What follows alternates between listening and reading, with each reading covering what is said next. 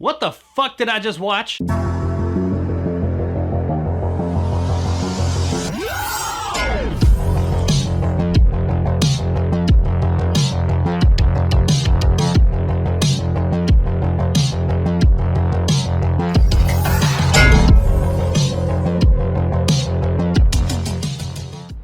Drive All Night is brought to us by writer-director Peter He. Or at least I think it's he. I could be wrong. I'm not real good with names. Sorry, man, if I butchered the name, but I'm gonna go with he. If the H is silent, it could be C or she, Sai. Directed by Peter. Yeah, we're on a first-name basis. And stars Yutaka Tsukushi, Lexi Hammonds, and Johnny Gilligan. We follow Dave, played by Yutaka Takashi, a cab driver working the swing shift, driving all night. Dave's a pretty laid-back dude. He doesn't let much get to him. We get the idea that he's kind of got a thing for a waitress at a local cafe, and he seems fairly content with his life. Simple man, simple need. But his simple life is about to take a turn for the fucking weird when he picks up Kara, a young woman with a dark secret. He asks her what her destination is, and she says, I don't know, just drive. So that's what he does, and throughout the night they visit different locations that begin to get more and more bizarre and surreal throughout the night. And we get to see this increasingly surreal night play out as they talk video games, movies, vampiric lounge singers, and strange duffel bags, all while a hitman is fast on their trail as they drive all night. Drive All Night is a really weird movie and kind of hard to explain. It's kind of like if David Lynch and Nicholas Winding Refn got together and made a movie. So if that sounds like your kind of thing, then you're probably gonna love this movie. Me, myself, I am a fan of Winding Refn's films, but David Lynch, I'm not the biggest fan of. This movie has like this synth wave, neon lit, surreal 80s vibe throughout. Now it doesn't take place in the 80s, but it definitely has a love for them, that's for damn sure. The narrative structure of this movie is interesting, that's for damn sure. It's kind of hard to get behind and hard to explain because it's kind of hard to fully understand. But I don't think you're supposed to fully understand it. When I said that this is surreal, I've used that word a couple of times in this review, I meant it. This is a very surreal movie. There are many times throughout the film that you don't know if what you're seeing is real or not. Is it happening in someone's head? Is it a video game maybe? Is it just pure fantasy? We don't know. The movie plays with color a lot, and you can take that and maybe figure out an idea of what you might think is going on. It's very David Lynch in that way that it doesn't necessarily tell you everything that's going on, and it's just kind of so out there and surreal that you don't fully understand what's going on. This is definitely a movie you gotta take some time to process after seeing it, because you're not going to immediately know exactly what it meant, or at least I didn't. I mean, I had an idea, actually I had quite a few ideas, but it took me some time to sit there and think about it, mill it over in my head to come to the conclusion to what I think this movie was actually about. Now, I'm not gonna do any spoilers or anything because I think it is up to each person to watch this movie and see what it means to them. But there's a lot of different ways to look at this movie and say that's what's going on. And I think that is going to be one of its strongest suits as far as long-term viability. I think this movie is going to be talked about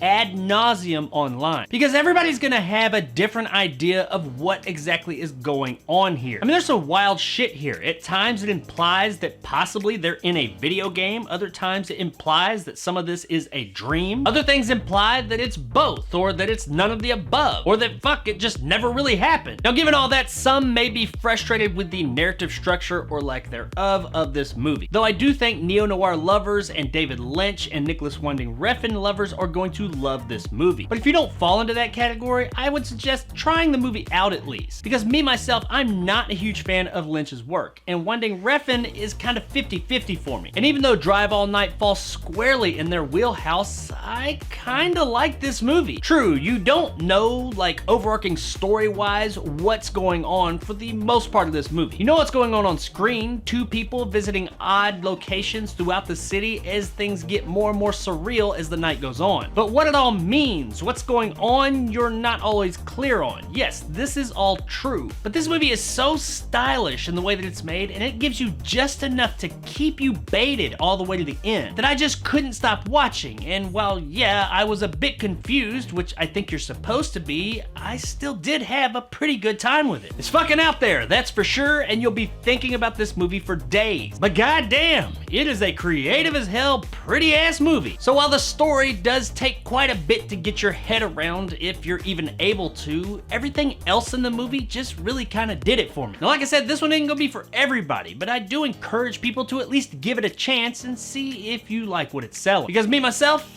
I really dug it. Now we get some pretty muted performances here in that very surreal David Lynchian kind of way. Maybe not quite that wooden, but they are a bit off. But I get the feeling that they're supposed to. They were going for that feel. And it does work here. It all fits together in this surreal little package. The most interesting character and lively performance of all would be Kara, the young woman that Dave picks up, played by Lexi Hammond. While we see this night unfold through Dave's eyes, it is Lexi that our eyes are constantly on. It seems everything odd that's happening in this world to Dave centers around Kara. And while everyone here did a great job, Takashi included, Hammonds deserves some notable praise. She's just a bit more lively than everybody else, and I think that was intentional. I think her character was supposed to stand out. You're supposed to keep your eyes on her. You're supposed to want to follow her, and you do. And that's in no small part to Hammond's performance. She plays the mysterious woman with a love of retro video games and a whole lot of useless knowledge. Excellent here. And that bit of extra liveliness that she injects into the character makes us, the viewer, latch onto her that much more. Overall, while these performances for the most part are intentionally subdued, they do really work here, and everybody did a fantastic job. Now, from a technical perspective, that is where this movie really stands out. This movie is fucking gorgeous. The cinematography, the lighting, the minimal set design, it is all fantastic. Add to that the absolutely amazing synthwave, what I assume is original soundtrack, and you've got something really great here. There are some fantastic looking shots in this movie, like throughout. A lot of this movie you could just sit there and watch. It just looks great. And as I mentioned earlier, they play with color a lot. Color has a whole lot to do with the story in this movie. It's never mentioned, but it clearly has strong, significant meaning here. From big in your face, the whole room is red situations, all the way down to someone's eye color. It's all got meaning here, and it's executed beautifully. And it all complements the story perfectly, not in just helping tell that narrative, but in those moments when you're kind of scratching your head wondering what the fuck is going on. You'll have these amazingly gorgeous scenes to look at to take your mind off that for a few. While the story of Drive All Night is interesting and something you're definitely going to think about, it's the visuals that are absolutely going to stick out in your mind for the long run. This is a beautiful movie and worth watching just for the visual experience alone. Guys, I oddly enough really liked Drive All Night. I was worried that I wouldn't due to the obtuse narrative that it has. I don't necessarily need a movie to spell it out for me, but when you're super obtuse and it's just too hard to follow, sometimes a movie will lose me. But Drive All Night did everything right. Do I understand every single thing that happened in this movie? Fuck no, I don't. There's still some shit I'm confused as shit about. Do I have a pretty good idea of what at least I think happened overall? Yeah, I do. Now, it took some time to mill it around in my head and think about it, but yeah, I think I got a pretty good idea of what happened. But I don't think you're supposed to understand outright every single thing that happens in this movie. Some of this stuff is totally open to you. It's open to interpretation. It puts things out there and says,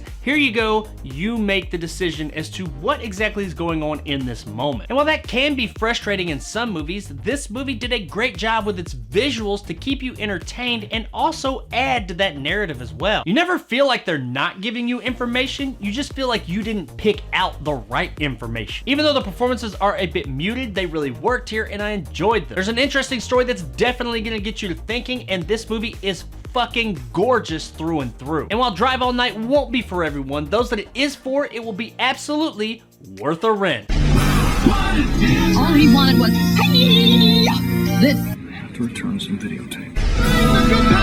This was a tough movie to review, man, because this movie is fucking weird. Like, there's a lot of shit happening and you're like waiting for it to make sense, and it doesn't always make sense. But if you're the type who really likes those kind of movies that you really gotta deep dive into, that you gotta look a little bit harder into to get the whole story, then I think you'll really enjoy Drive All Night. So there it is, guys, my review of Drive All Night. If you enjoyed, want more content like this, hit that subscribe button and help my little channel grow. If you liked what I had to say, give me a like. If not, let me know in the comments below why. And as always, stay sexy, San Jose.